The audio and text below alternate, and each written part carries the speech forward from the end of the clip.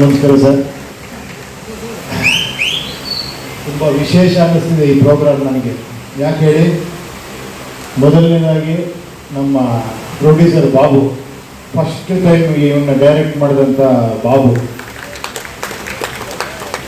ನನ್ನ ಸಿನಿಮಾ ಇಂಡಸ್ಟ್ರಿಗೆ ಡೈರೆಕ್ಟ್ರಾಗಿ ಪರಿಚಯ ಮಾಡಿಕೊಟ್ಟಂಥ ಡೈಲಾಗ್ ರೈಟರ್ ಆಗಿದ್ದಾಗ ತರಲೆ ನನ್ನ ಮಗ ಜಗ್ಗೇಶ್ ಅವ್ರು ಮಾಡಿರೋಂಥ ಸಿನಿಮಾ, ಅದಕ್ಕೆ ಪ್ರೊಡ್ಯೂಸ್ ಮಾಡಿದ್ರು ಅವರು. ಆ ಪಿಕ್ಚರ್ ನನ್ನ ಫಸ್ಟ್ ಡೈರೆಕ್ಟ್ರಾಗಿ ಸ್ಟಾರ್ಟ್ ಮಾಡಿ, ಅದಾದಮೇಲೆ ನಿಮಗೆಲ್ಲ ಗೊತ್ತು ತುಂಬ ಸಿನಿಮಾ ಡೈರೆಕ್ಟ್ ಮಾಡಿದೆ. ಆಮೇಲೆ ಇನ್ನೊಂದು ಕೆಲವು ವಿಷಯಗಳು ಹೇಳ್ತೀನಿ ಅಷ್ಟೇ. ವಿಷ್ಣು ಸರ್ ನಿಂತಾಗ ಒಂದು ಗ್ಲಿಮ್ಸ್ಗಳು ಬರುತ್ತೆ, ಅದನ್ನು ಹೇಳ್ತೀನಿ. ನನ್ನ ಲೈಫಲ್ಲೇ ನಾನು ಫಸ್ಟ್ ಟೈಮ್ ಸಿನಿಮಾ ನೋಡಿದ್ದು ವಿಷ್ಣು ಸರ್ ಸಿನಿಮಾ, ಅದು ನಾಗರ ಹಾವು. ನಾನಿನ್ನು ಚಿಕ್ಕ ಹುಡುಗ, ಅದು ಹೆಂಗೆ ಜ್ಞಾಪಕ ಐತೆ ಅಂದರೆ, ನಮ್ಮಮ್ಮ ಇನ್ನೊಂದು ಸಿನಿಮಾ ಕರ್ಕೊಂಡೋಗಿದ್ರು ವಿಷ್ಣು ಸರ್ ಸಿನಿಮಾಗೆ. ಅಲ್ಲಿ ನಾನು ಥಿಯೇಟ್ರಲ್ಲಿ ಅಮ್ಮ ಅಮ್ಮ ರಾಮಾಚಾರಿ ರಾಮಾಚಾರಿ ಅಂತ ಕೂಗ್ತಾ ಇದ್ದಂತೆ.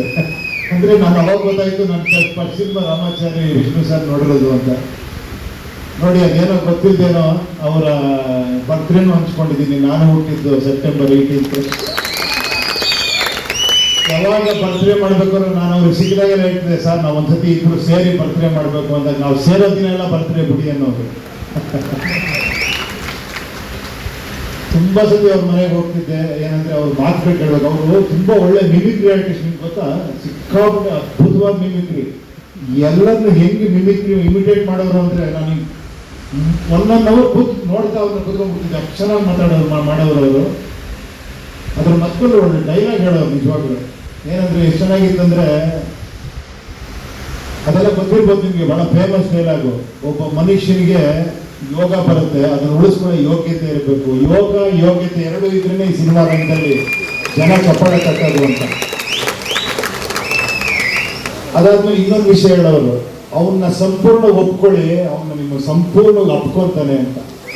ಅದೇ ವಿಷ್ಣು ಸರ್. ಆಮೇಲೆ ಸರ್ ನೀವು ಯಾವಾಗ ಹೇಳ್ತಿದ್ರ ಸರ್, ಅದೇನು ಜೋಶ್ ಮೇಲೆ ಮಾಡಿ ಕೆಲಸ. ಹೋಶ್ ಅವ್ರು ಜೋಶ್ ಅಲ್ವಾ?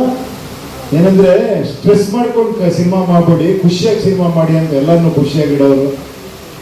ಒಂದೇ ಬಹಳ ವಿಶೇಷ ನಮ್ಗೆ ಯಾವಾಗ ಅನ್ಸೋದೇನಂದ್ರೆ, ಸಿನಿಮಾಲಿ ಆಡಿಯನ್ಸ್ ಹೋಗಿ ಪಿಕ್ಚರ್ ನೋಡಿ ಒಬ್ಬ ಸ್ಟಾರ್ಗೆ ಅಭಿಮಾನಿ ಆಗ್ತಾರೆ, ಅದು ಮಾಮೂಲಿ.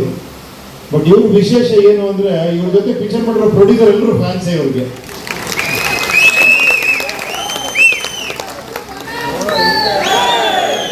ಆಮೇಲೆ ಇಲ್ಲಿ ನಿಮ್ ಬಗ್ಗೆ ಒಂದು ವಿಶೇಷ ಹೇಳಬೇಕು ಅಂದ್ರೆ, ನನ್ನ ಲೈಫಲ್ಲಿ ನೋಡಿಲ್ಲ ಒಬ್ಬ ಕಟೌಟ್ಗೆ ನೀವು ಹಾಕ್ತಿದ್ದಂತ ಅಷ್ಟ ಇದಕ್ಕೆಲ್ಲ ಹಾರುಗಳು ಯಾರಿಗೂ ಹಾಕಿಲ್ಲ. ಯಾವ ಕಟೌಟ್ ಅಂದ್ರೆ ಆ ಥರ ಮೇಲಿಂದ ಕೆಳಗಡೆಯವರು ಹಾರ ಹಾಕಿ ಸಂಭ್ರಮಿಸ್ತಾ ಇದ್ರಿ. ಅವ್ರ ಹಾಡು ಅವ್ರು ಅದೇ ಥರ ಬದುಕಿದ್ರು. ಈ ಅಂಜದ ಎದೆಯಲ್ಲಿ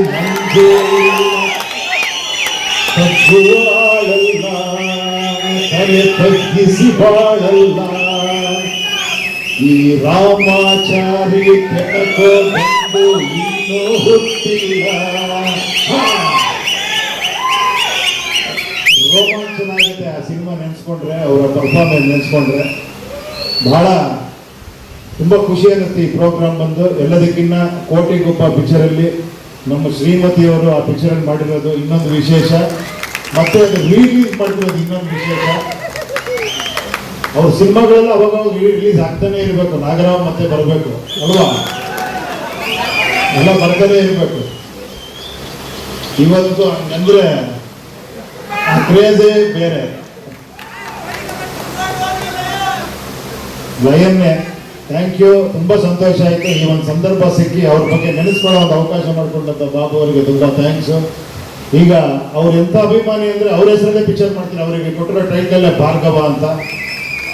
ನಾನು ಹೇಳಿದೆ, ನಿಮ್ಮ ಪ್ರೀತಿ, ನಿಮ್ಮ ಅಭಿಮಾನ ಮತ್ತೆ ಅವರು ನಿಮ್ಮನ್ನು ಆಶೀರ್ವಾದ ಮಾಡ್ತಾರೆ, ಒಳ್ಳೇದಾಗತ್ತೆ ಈ ಪಿಕ್ಚರ್ಗೆ ಅಂತ. ಮತ್ತೆ ನಾಗಣ್ಣ ಅವರಿಬ್ಬರು ಕಾಂಬಿನೇಷನ್ ಭಾರ್ಗವ ಮಾಡ್ತಾ ಇದ್ದೀವಿ. ಒಳ್ಳೇದಾಗ್ಲಿ ಬಾಬು ಅವರೇ, ಎಲ್ಲರಿಗೂ ಒಳ್ಳೇದಾಗ್ಲಿ. ನಿಮ್ಗೆಲ್ಲರಿಗೂ ತುಂಬಾ ವಿಶೇಷವಾದ ವಿಷಯ ಹೇಳಿದ್ರಿ ನೀವು.